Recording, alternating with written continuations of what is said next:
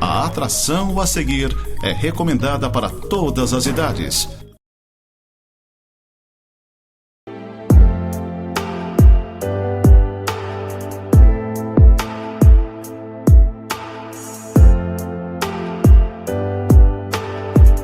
Olá, gente amada, gente querida, graça e paz, sempre uma honra, uma satisfação poder adentrar ao seu lar, à sua casa, para veicular mais um programa Momento de Santidade.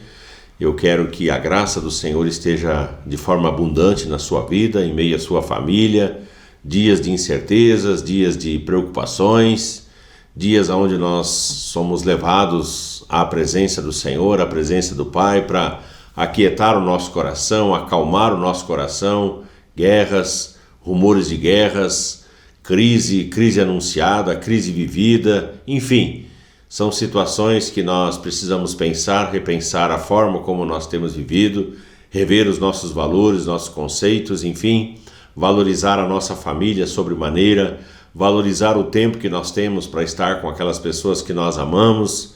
Nós temos alguns desafios constantes diante dos nossos olhos e eu queria convidar você para que a gente meditasse num texto das Sagradas Escrituras constantes do Evangelho de Mateus. Se você tiver uma Bíblia e puder abri-la, Mateus capítulo 18, 5 versículos apenas, aonde diz o seguinte: naquela hora aproximaram-se de Jesus os discípulos perguntando: quem é porventura o maior no reino dos céus? E Jesus, chamando uma criança, colocou-a no meio deles e disse: em verdade vos digo que, se não vos converterdes e não vos tornardes como crianças, de modo algum entrareis no reino dos céus. Portanto, aquele que se humilhar como esta criança, esse é o maior no reino dos céus. E quem receber uma criança tal como esta em meu nome, a mim me recebe. Esse é o texto sobre o qual eu gostaria de discorrer, de pensar algumas coisas com você. Aqui nós percebemos um contexto de uma discussão entre os discípulos. Tem disso no reino, gente, não dá para esconder que tem disso no reino. Gente que se acha melhor do que os outros, gente que se acha mais importante do que os outros, gente que acha que é mais do que é, enfim, isso acaba acontecendo, né? E eles começam aqui uma discussão sobre quem deles seria o maior no reino dos céus. Olha que absurdo. Quem de nós, os discípulos reunidos, quem de nós, conversando aqui, tenta imaginar uma situação, uma roda de chimarrão, alguma coisa, e de repente uma conversa desse tipo entrando. Imagine mais ou menos por aí. Quem de nós aqui é o maior? Não, eu sou o maior por causa disso, por causa daquilo. Não, mas eu sou o maior, eu sou o maior. Quem de nós é o maior? Quem de nós é aquele que tem o maior destaque? E eu preciso dizer para você, e talvez nem precisasse dizer, mas é preciso, que isso é um sintoma de carne, de carnalidade. É um sintoma de que nós não temos muita ligação e muita proximidade com o Senhor, porque vai na contramão daquilo que Jesus viveu, daquilo que Jesus ensinou ou estava tentando ensinar para aqueles discípulos, e de repente entre eles começa uma briga, uma discussão de extrema carnalidade. Se você tiver uma Bíblia e quiser ir um pouquinho à frente, capítulo 20 do Evangelho de Mateus, você vai encontrar uma senhora chamada Salomé. Salomé era casada com Zebedeu e eles tinham 2 filhos que eram discípulos de Jesus, Tiago e João. E ela chega para Jesus e fala: Senhor Jesus, o senhor poderia me fazer um favor? E Jesus presta atenção naquilo que ela estava lhe pedindo. Ela fala assim: o senhor poderia permitir que esses meus 2 filhos, um se assente à sua direita e outro se assente à sua esquerda na eternidade? Olha a pergunta dela. Eu sei, eu entendo que pai e mãe querem o melhor para os filhos. Nenhum pai, nenhuma mãe vai desejar o pior. Nós queremos o melhor e fazemos de tudo para que os nossos filhos tenham e recebam o melhor, a melhor posição, a melhor roupa, a melhor calçado, a melhor escola, enfim, dentro das nossas possibilidades. Nós queremos isso. E aquela mãe me parece preocupada com a eternidade dos seus filhos, mas um tanto quanto arrogante. Olha, o senhor permite que esse meu filho, olha, tão lindo, tão maravilhoso, tão bonitão que ele é, né? E esse meu outro filho aqui, tão inteligente, possa se assentar à sua direita e à sua esquerda. Claro que eu estou parafraseando aqui, mas o pedido dela foi isso. Então Jesus chama ela para uma reflexão. E Jesus diz, olha, assentar-se à minha esquerda, à minha direita, não compete a mim decidir. Isso é uma coisa que compete ao Pai, compete a Deus. A Ele é quem vai decidir. Eu sei, gente, eu sei que vai ter alguém à direita e alguém à esquerda de Jesus, mas quem? Né? Se a gente for fazer um estudo da Bíblia, como a Bíblia ensina, tem a ver com o galardão. O galardão é uma espécie de recompensa de acordo com aquilo que nós tivermos feito a nível de reino de Deus. Então Jesus diz para ela, olha, esse lugar já está preparado para alguém, mas não compete a mim tomar essa decisão, compete ao Pai. E então os outros 10 discípulos, ouvindo aquilo, foram tomados de indignação, né?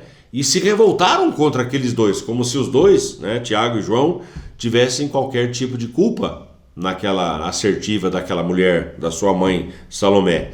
Então Jesus chama eles para uma lição, capítulo 20, verso 26, Jesus fala assim, não é assim entre vós, não é assim entre vós, ou seja, entre vocês, meus seguidores, entre vocês, meus discípulos, não é assim, pelo contrário, quem quiser, olha só o que Jesus faz, ele inverte o valor. Ele fala assim, quem quiser tornar-se grande, será esse o que vos sirva. Então Jesus está dizendo, o grande é o que serve. O grande não é aquele que tem a posição de destaque, os holofotes brilhando sobre ele. O grande é o que serve. E continua dizendo, e quem quiser ser o primeiro entre vós, seja o vosso servo. Então, o primeiro é o servo. Veja bem como Jesus faz, ele inverte os valores. E olha, se nós formos olhar a vivência da igreja hoje, nós vamos perceber que a igreja está muito longe, mas muito longe daquilo que Jesus pregou, daquilo que Jesus viveu, daquilo que Jesus ensinou. Hoje é uma brigaiada por posição de destaque, e a Bíblia ensina justamente o contrário. Versículo 28, ele arremata dizendo, tal como o Filho do Homem, falando dele mesmo, que não veio para ser servido, mas para servir e dar a sua vida em resgate por muitos. Então, o que Jesus faz aqui nesse texto? Ele inverte os valores. Ele vai dizer que no reino, o reino de Deus é tomado por valores equidistantes daqueles valores preconizados, ensinados, vividos pelo mundo. No reino, o maior é aquele que serve. No reino de Deus, dar a vida em serviço pelos outros é o que importa e é o que conta. Então ele dá o seu exemplo nesse verso 28, dizendo, tal como o Filho do Homem, que não veio para ser servido, e ele poderia ser servido, porque ele é o Filho de Deus. E ele disse, não, eu dou o exemplo, eu sou aquele que serve. Eu sempre faço vamos dizer assim, uma jogadinha de palavras, né, de versículos. Por exemplo, João 3,16 diz que Deus amou o mundo de tal maneira que ele deu o seu Filho unigênito para que todo aquele que nele crê não pereça, mas tenha a vida eterna. Talvez o versículo mais conhecido de toda a Bíblia. Nós chamamos esse versículo de a Bíblia em miniatura, porque ela mostra quem é Deus, mostra o caráter, a essência de Deus, que amou o mundo, não pau e nem pedra, mas amou gente como eu, como você, ao ponto de entregar Jesus para morrer na cruz por nós. 1 João capítulo 3,16, olha só, Evangelho de João 3,16 diz isso. 1 João 3,16, fazendo aqui uma brincadeirinha, diz, nisto conhecemos o amor, em que Cristo deu a sua vida por nós e nós devemos dar a nossa vida pelos irmãos. Uau! E agora? Responde para mim, quem é que vive isso em pleno século 21? Quem é que faz essa experiência? Quem é que entrega a sua vida por alguém? Quem é que dá a sua vida por alguém? Talvez um pai, uma mãe fizesse isso por um filho. Talvez, eu digo, porque o mundo é tão cheio, ou melhor, falta tanto amor nesse mundo que talvez nenhum pai, nenhuma mãe tenha essa capacidade de doação, de se entregar Eu creio que o bom pai, a boa mãe, aquela que tem o verdadeiro amor pelos filhos, faz isso. Se entrega ao ponto de renunciar à sua própria vida. Jesus está dizendo que nós vamos conhecer o amor, porque amor é doação. Presta atenção nisso aqui, que isso aqui é importante.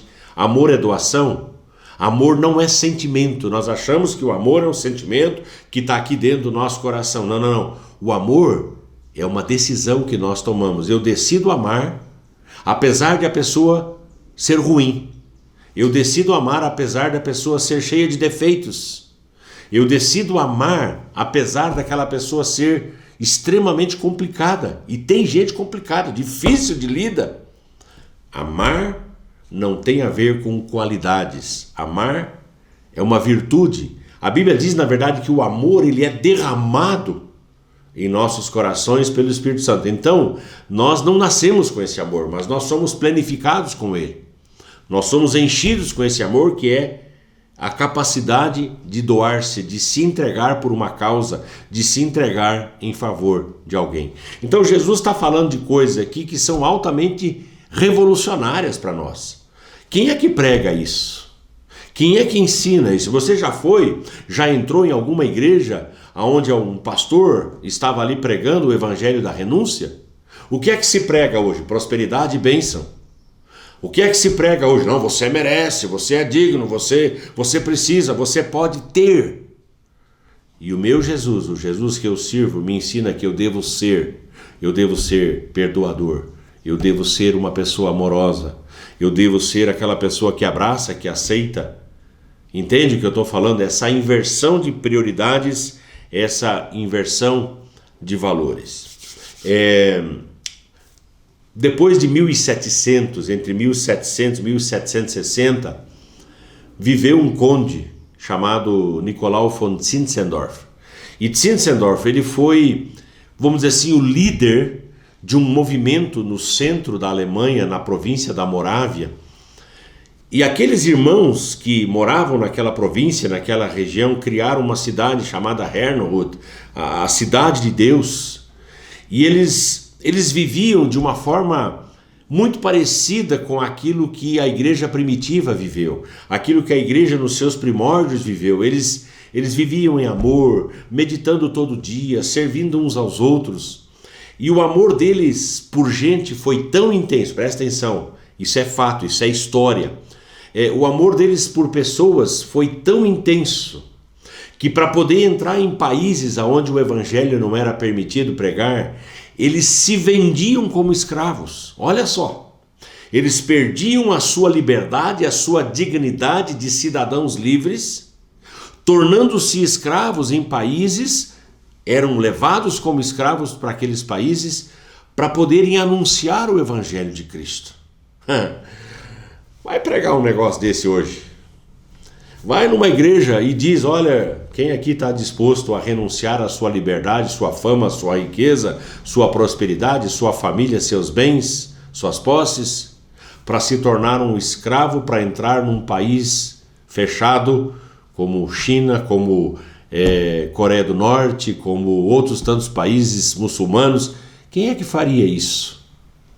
Quem é que renunciaria à sua vida por amor a pessoas que talvez nem conheçam, a pessoas que nunca viram diante dos seus olhos? Você está entendendo o que eu estou falando? Quem é que prega esse tipo de evangelho hoje? Você já viu isso em alguma igreja, em algum lugar, sendo pregado, sendo anunciado? Então, esses exemplos, e eu gosto muito de história, né? Eu comecei a fazer faculdade de história, tranquei minha matrícula, talvez um dia eu retorne, né? Talvez um dia eu retorne, é uma das coisas que eu mais gosto. História, fatos que mexem com a nossa estrutura, fatos que mexem com os nossos conceitos, com os nossos valores, fatos que nos levam a nos tornarmos pessoas melhores, mais abnegadas, mais dispostas a servir e a nos doar. São exemplos que eu trago para a vida. São exemplos que nos mostram o que é verdadeiramente ser o maior. Aí eu pergunto para você, você acha que o meu galardão um dia na eternidade vai ser igual ou maior do que alguém que renunciou à sua liberdade e se vendeu como escravo para entrar num país e pregar o Evangelho de Jesus Cristo? Nunca, nunca. E isso não me deixa triste, porque eu sei que tem gente que tem uma capacidade de doação maior do que a minha. Maior do que a minha, com toda certeza, muito maior do que a minha e talvez até maior do que a sua. São exemplos que não devem nos envergonhar, mas são exemplos que devem nos desafiar a nos tornarmos pessoas melhores, a nos doarmos mais em prol da causa de Cristo. Comece no seu bairro, comece com as pessoas da sua família. Talvez o lugar mais difícil de ser cristão hoje é dentro de casa. O lugar mais difícil para ser cristão é entre a parentela, entre os parentes. Jesus ensinou que se nós conseguíssemos vencer a barreira da parentela, nós estaríamos aptos para anunciar o Evangelho ao mundo. E isso é interessante. Está entendendo o que eu estou falando? Claro que está. O que é necessário, voltando lá para o nosso texto, para que nós possamos ver Deus? E eu sei que esse é o meu anseio, o seu anseio. O que é necessário fazer para que nós possamos entrar no reino de Deus? Essa era a discussão daqueles discípulos. Quem é o maior e tal, entrar no reino dos céus, lá no reino dos céus, quem é que vai sentar à direita e à esquerda? Ou seja, a visão era da entrada no reino de Deus. E então o Senhor Jesus, ele era muito didático naquilo que ele fazia. Ele pega uma criança, que criança, não sei. Ele pega uma criança que estava por ali, coloca no centro daqueles santarrões. Uau, agora eu peguei pesado. Ele pega a criança, coloca no centro daqueles homens que estavam numa douta e profunda discussão teológica e fala: olha, gente, olhem para essa criança. Se vocês querem entrar no reino dos céus, primeira coisa, vocês precisam se converter. Conversão é mudança de vida. Conversão é mudança de gostos. Conversão é inversão de prioridades. A maioria dessas conversões que acontecem dentro das igrejas não são conversões, porque as pessoas dizem que se converteram, mas não mudam, não alteram o seu padrão de conduta, não alteram as suas preferências, não alteram os seus gostos, continuam sendo o mesmo safado, o mesmo sem vergonha de sempre. Perdoem a minha dureza, mas tem gente que não muda. E a conversão, ela produz mudança radical, mudança total. Lembra de Nicodemos, capítulo 3 do Evangelho de João, que de noite, um dos principais dos judeus, ele vai à procura de Jesus e fala: o que é necessário, né, para que eu possa herdar o reino dos céus, o reino de Deus? E Jesus diz para ele: olha, se você não se converter, você não tem como ver o reino, você não tem como entrar no reino, você precisa nascer da água e do Espírito, ou seja, você precisa mudar de vida, você precisa se converter, você precisa passar pelo batismo nas águas, você precisa de uma experiência genuína com o Senhor, entende? É isso que vai nos facultar e vai nos proporcionar a entrada no reino, não é a religião, não é o fato de você ter o seu nome arrolado no rol de uma igreja, por mais abençoada, por mais ungida que ela seja, por mais necessário que seja isso, e por mais bíblico do que seja isso, viver em comunhão, estar na igreja, participar de uma igreja, tudo isso é bíblico, tudo isso é ensinamento bíblico, mas não é prerrogativa, não é o argumento, não é aquilo que vai lhe dar a salvação, o fato de você estar dentro de uma igreja, porque você pode estar, mas não ser. Olha a diferença. Você pode estar, mas não ser. Você pode estar dentro, mas não ser um discípulo. Você pode estar dentro da igreja, mas não ser um cristão. Então o fato de estar num ambiente não te torna necessariamente igual àquele ambiente. Está entendendo o que eu estou falando? Claro que está. Então o que é necessário? Conversão. Conversão é mudança de vida, de gostos e de prioridades. Então Jesus pega aquela criança, coloca no centro e fala assim: olha, se vocês não se converterem, vocês não podem entrar no reino de Deus. E em segundo lugar ele fala: se vocês não se tornarem como crianças, vocês não podem entrar no reino dos céus. E naquele momento eu acredito que todos naquele grupo ali olharam para aquela criança. Como assim? Nicodemos também falou: como é que eu posso voltar para o ventre da minha mãe e nascer de novo? Jesus: não, você não está entendendo. Eu não estou falando desse nascimento carnal, estou falando de um nascimento espiritual. Se vocês não se tornarem como crianças, isso é um ato voluntário. Veja bem, não é compulsório, não é obrigatório, é um ato voluntário. Eu quero ser como criança.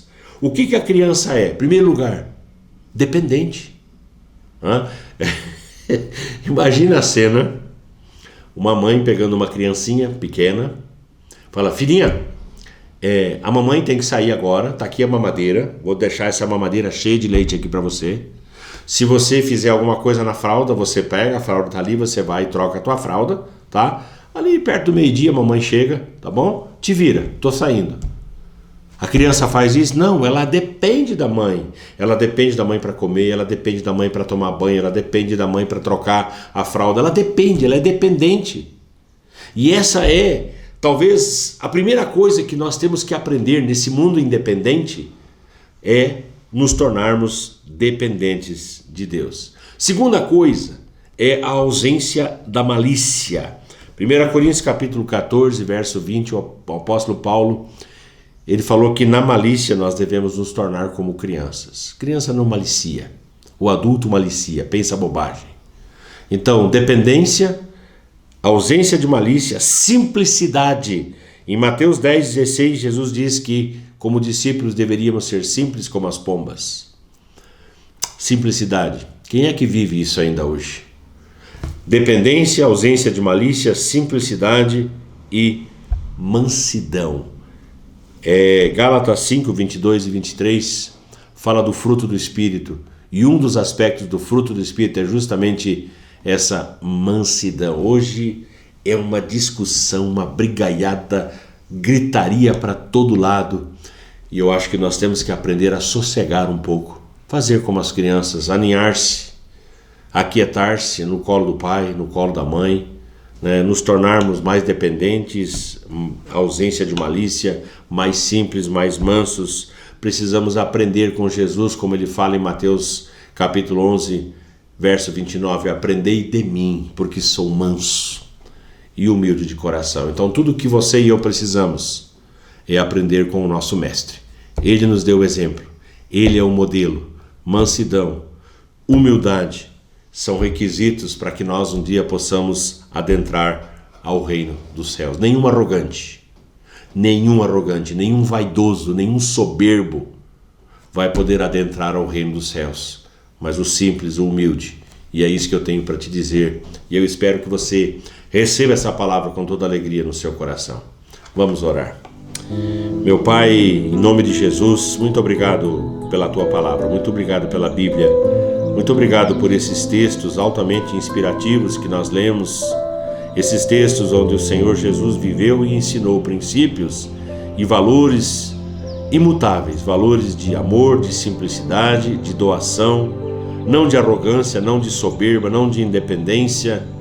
Eu oro, Deus, para que esse sentimento de humildade, esse sentimento de mansidão, esse sentimento de ausência de malícia, esse sentimento de dependência do Senhor, tudo isso possa estar no nosso coração e nós possamos nos aproximar do Senhor, andar com o Senhor, para que um dia possamos herdar a salvação eterna. Eu oro, Deus, para que essa palavra de alguma maneira adentre os corações aflitos e o Senhor possa consolar, confortar. Em nome do Senhor Jesus é a minha oração para a glória de Deus Pai. Amém e amém. Valeu, gente amada, gente querida. Deus abençoe sua vida. Fiquem todos debaixo da graça do Senhor. Eu sirvo um Deus que faz milagres todo dia. Ele é o Deus que faz sinais e maravilhas. Só Ele é Deus sobre a terra e o céu. Ele é grande, Ele é bom e fiel. Ele me deu todo o amor do céu, tão divino. Seu Filho Jesus, que naquela cruz mudou meu destino. Quando eu pensei estar só, não estava, porque o meu Deus me acompanhava. Ele é o que eu preciso todos os dias. Ele é a verdade, estou seguro, pois Ele não muda, não tem variação. Esse é o Deus que eu tenho comigo no meu coração.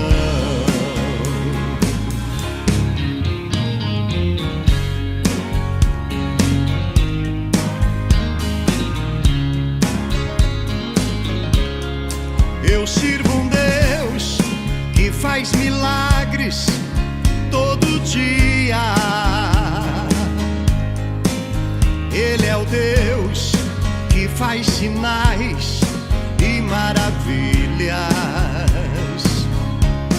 Só Ele é Deus sobre a terra e o céu.